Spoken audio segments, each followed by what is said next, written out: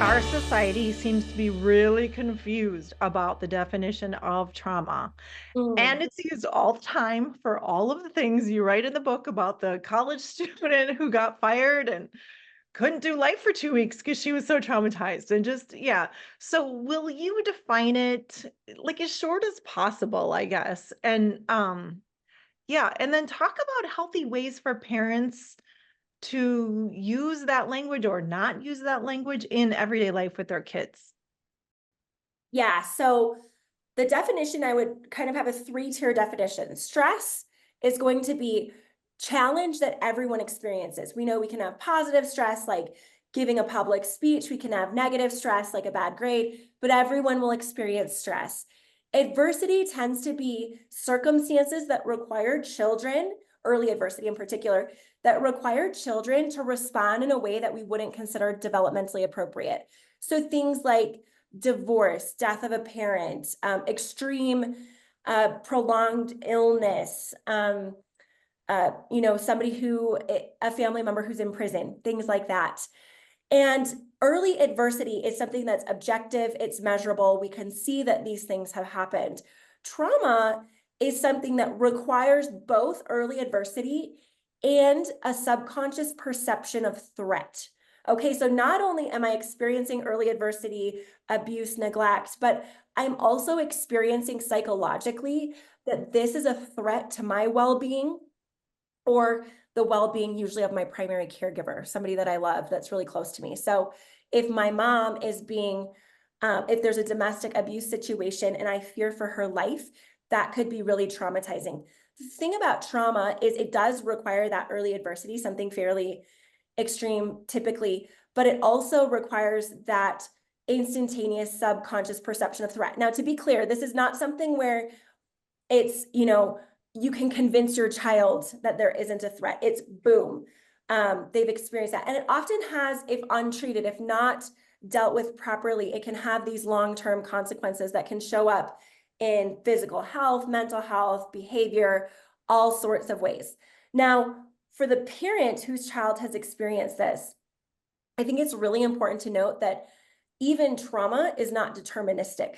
Okay, so it doesn't mean that because you've experienced trauma, you'll always be traumatized, right? This is something that we're very capable of healing, of bringing hope. And sometimes we do need to engage a wonderful credentialed Christian counselor who knows what they're doing in this space. And there are lots of ways that we can work with trauma.